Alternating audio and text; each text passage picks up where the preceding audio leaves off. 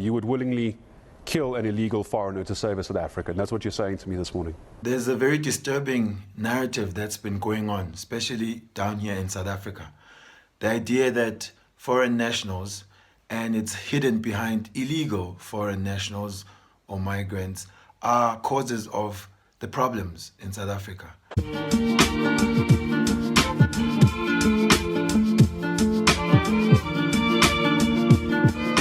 In this video, I want to show you one example of the leader of the Patriot Alliance, Gayton Mckenzie, and what can be considered hate speech, not in some political correctness format, but you can just listen for yourself and be the judge. You wouldn't physically turn off the oxygen for a patient and let them die, surely? And I would do that. As a government official, I'm supposed to do that. If there's a South African and a Zimbabwean, and the Zimbabwean or the Mozambican is on oxygen, and here's a South African citizen born and bred in South Africa, I will turn that off as a leader and say, because that's my duty to look. During Afghanistan, when there was war in Afghanistan, we saw the U.S. jets coming in, only taking U.S. citizens. Children were hanging on the plane. And I never criticized the U.S. government because that's what government's supposed to do. So your answer is yes, I would turn off that oxygen so that the South African can live.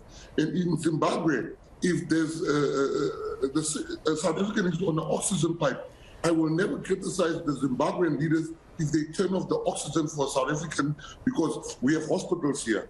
We've got budgets here. What is he doing there? He must have medical aid if you want to travel. When I travel, the first thing they need is a health insurance certificate. We pay for insurance because if I need oxygen when I'm in Spain, I don't run the risk of people switching off because I'm paying for that. So I'm saying if an illegal foreigner is on the thing, I will physically turn it off. I am commenting based on the Vedic scriptures. The Vedas, Bhagavad Gita, Srimad Bhagavatam, and spiritual knowledge informs all of us that we are all parts and parcels of God. And so we are a family. And so human beings, especially leaders, should be cognizant of this idea. The earth doesn't belong to us, and we are now being heavily influenced by this bodily conception of life, which is the prime source of the problems of the souls that live in this world. There used to be some consensus, at least on the continent, that Africans would take care of each other. The founding fathers or the first presidents of this continent had that idea in mind.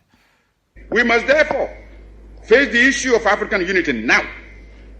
For only unity will make the artificial boundaries and regional demarcations imposed by colonialism obsolete and superfluous. African unity will thus provide an effective remedy for border disputes and internecine troubles. We would regard ourselves as one great continental family of nations. Some of the leaders, it must be confessed, do not see the struggle of their brother Africans as part of their own struggle. Even if they did, they would not be free to express their solidarity. And now it is all falling apart because the bodily concept of life, this divided and conquered people, are displaying more and more a lower quality of being. I'm a very spiritual guy.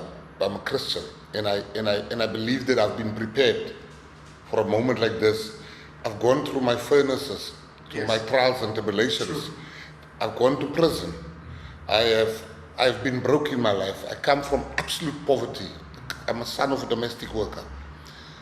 I come from absolute poverty to absolute riches. Been in prison. So I think I'm equipped to deal with the mafias and crime in this country. Yes. I'm equipped to deal with the billionaires in this country.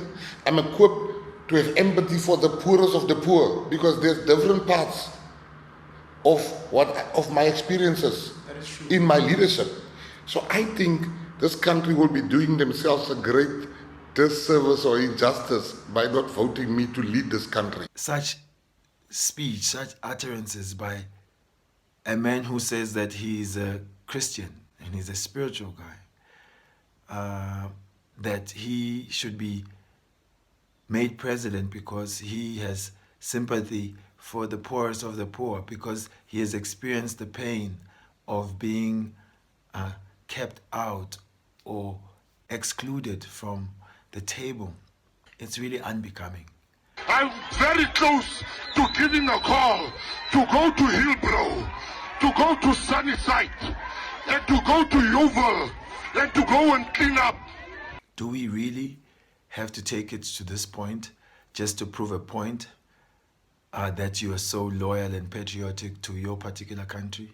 This style of populist politics is actually in vogue around the planet, where political leaders speak very boldly and incite the public to rally behind a narrative that can be very dangerous, that incites violence, that others will really take to heart who lack a mission.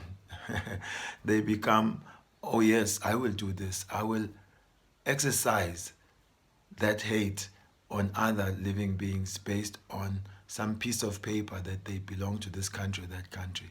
It's a gross ignorance on many levels, and especially on the spiritual level. And that is the fundamental platform of true knowledge. So I just want you guys to let me know in the comments what you think. You know, you may be favoring this or that idea. I look forward to hearing from you in the comments. Hare Krishna.